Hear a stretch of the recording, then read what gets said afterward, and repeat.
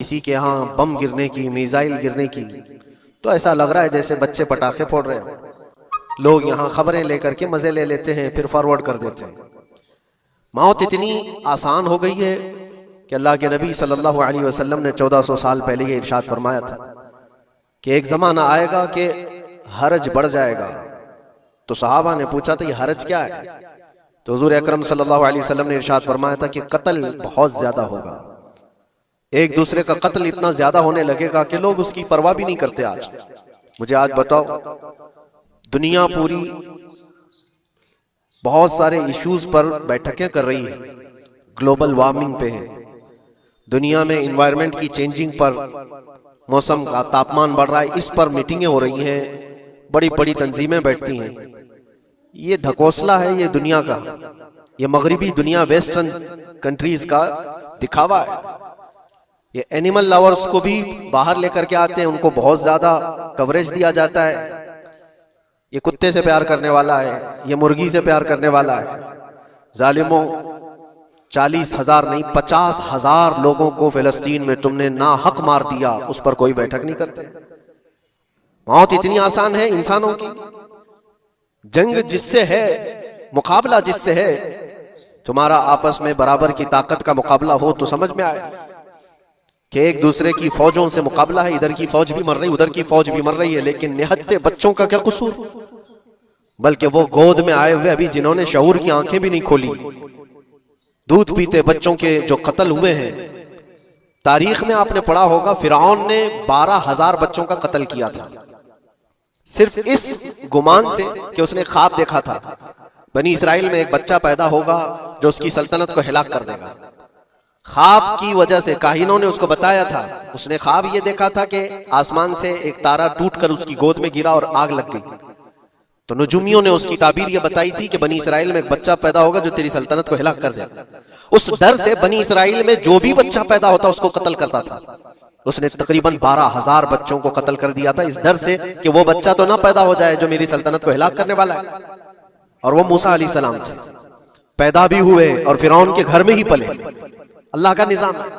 लेकिन मैं यहां इसलिए बता रहा हूं, फिरौन जुल्म में पूरी दुनिया में मशहूर है।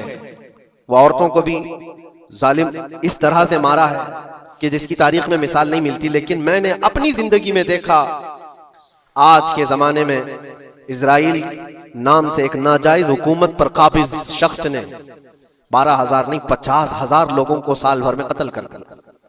ये तारीख का भयानक चेहरा है। आज लोग इसको हल्के में ले रहे होंगे, न्यूज वाले एक तरफा रिपोर्ट करते हैं क्योंकि इनको इनके बाप दादाओं से डर है, जहां की खाते हैं वहां की गाते हैं। लेकिन बाद को ये सच्चाइयां जनरेशन में मुंतकिल होती रहेंगी, कभी तो आएगा कोई इंसाफ की नजर रखने वाला। और इंसानियत का कत्ल कितना बड़ा कत्ल है, एक शहर के 50,000 लोगों को कत्ल कर देना, और ऐसे कि वहां की इमारतें पूरे राख के मलबे में चली गई। सदियां लग जाती हैं एक शहर को बसने में, एक घर को बनाने में आदमी की अपनी जिंदगी गुजर जाती है। क्या क्या अरमानों से घर बनाते हैं, लेकिन एक पल में किसी का घर उजाड़ दिया, उसके सामने तड़पते हुए उसके बाप की लाश हो, माँ की लाश हो। वो तस्वीरें क्या आपने नहीं देखी कि एक बाप छोटी सी बेटी को लेकर के दौड़ रहा है तो उसका बेटा अलग पैर और हाथ जले हुए बम से तड़प रहा है।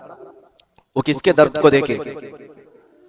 यहां तक कि मैंने देखा कि बेटी को बाप ये नसीहत कर रहा है, थोड़ा और सब्र कर ले बेटा, शहादत मिलने वाली है। कौन करता है ये? मौत से पहले अपने बच्चे को इतनी तलकीन कर दे। हालात ऐसे।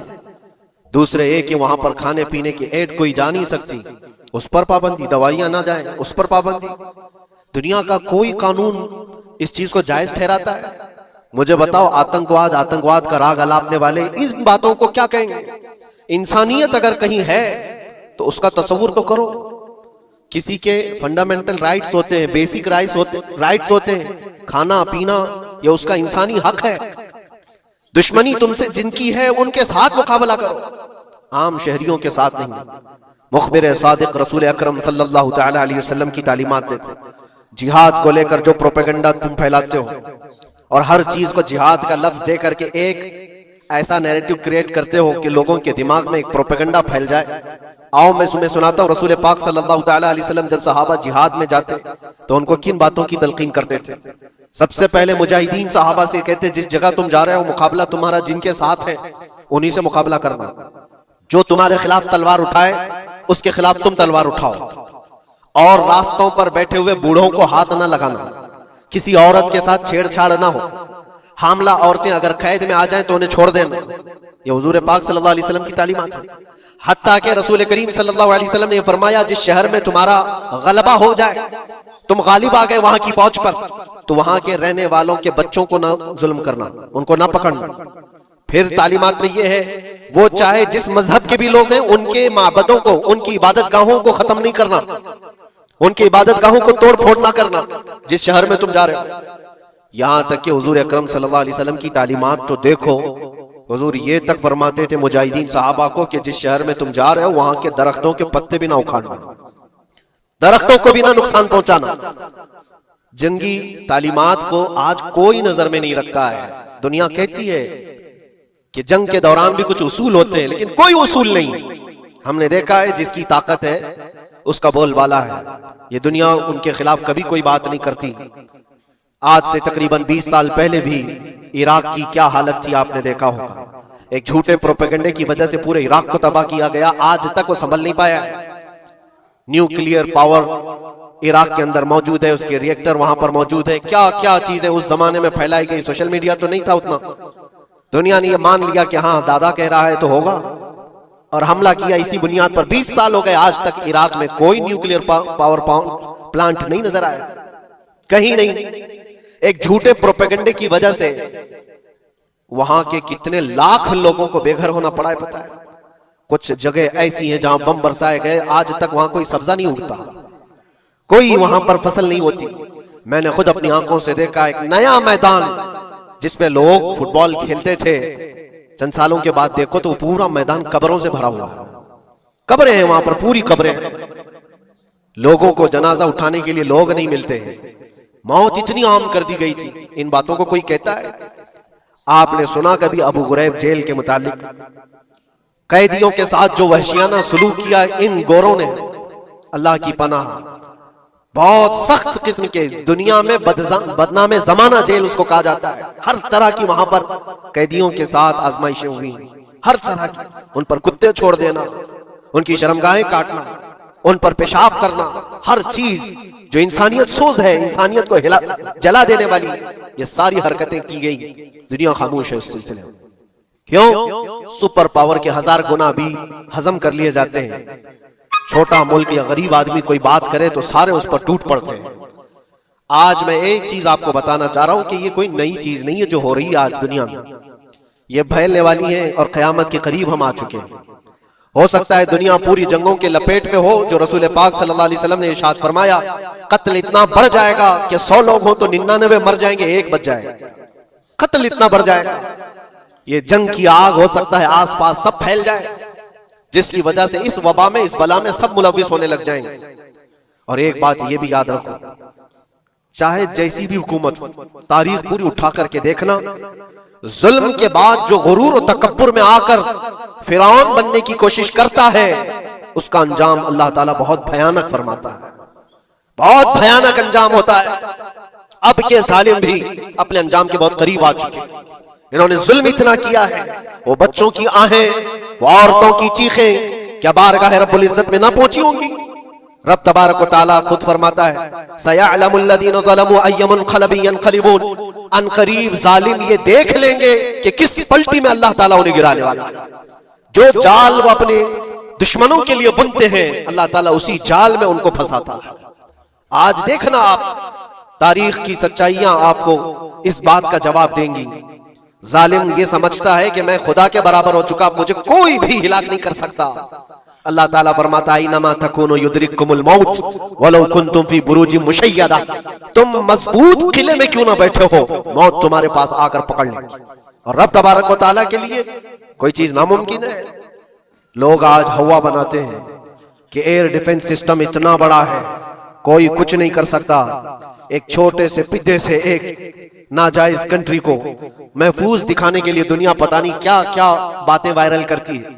इजराइल के पास आयरन डोम है, एयर डिफेंस सिस्टम इतने बड़े हैं, कोई नहीं आ सकता। वो खुदा है? कोई खुदा है? लेकिन दुनिया आज देख रही है, बहुत सारी चीजों को देख रही है।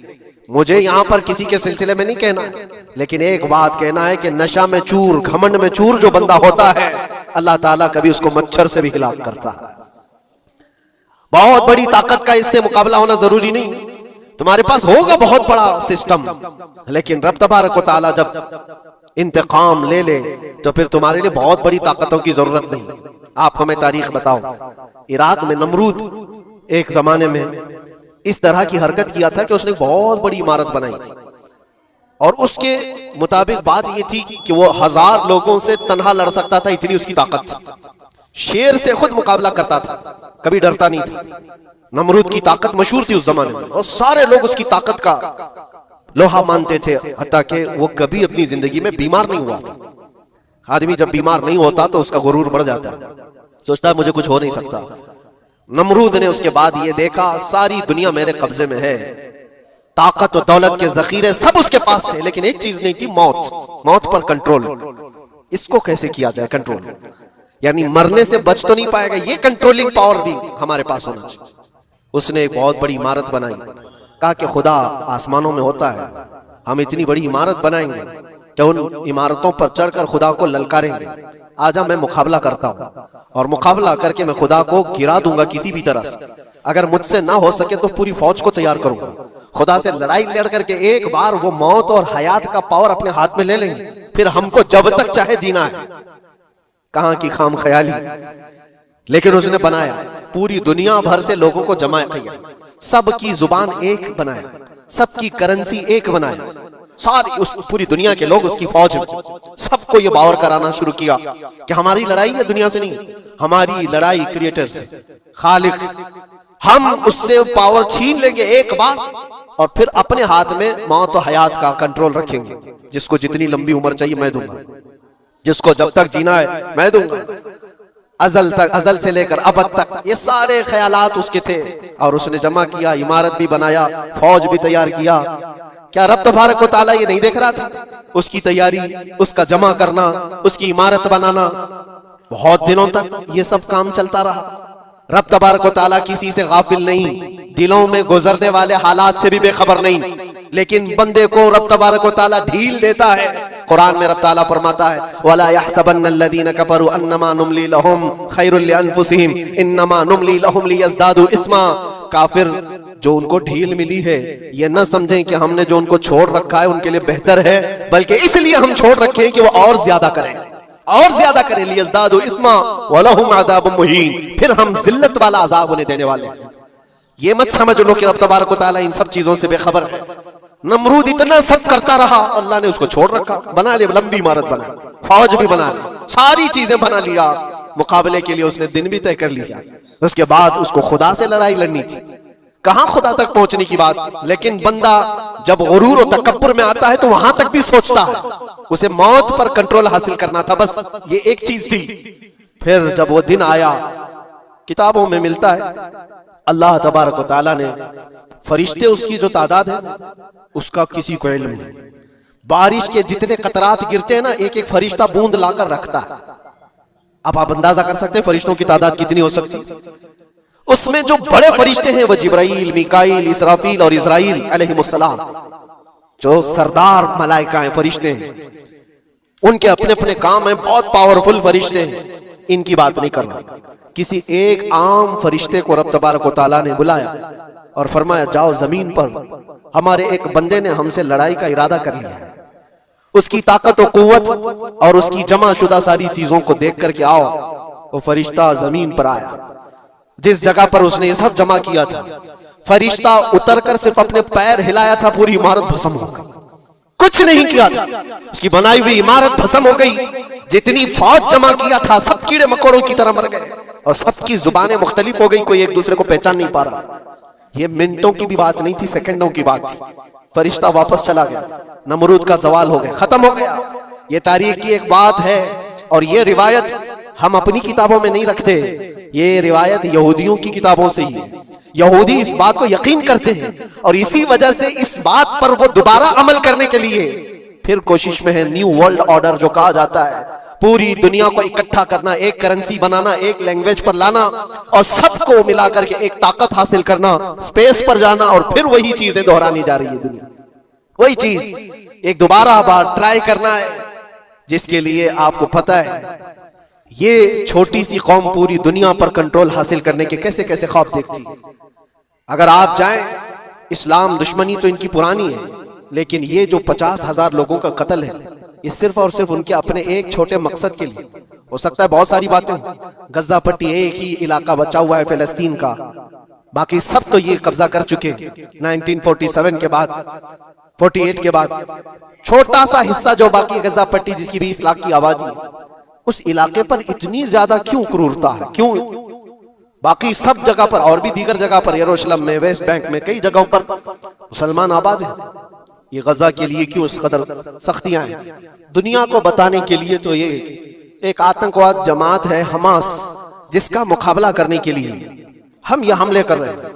लेकिन आज तक ये दुनिया को बता नहीं सके कितने हमासियों को कत्ल किया, कितने हमास के लोग पकड़े गए, कितनों को मारा गया।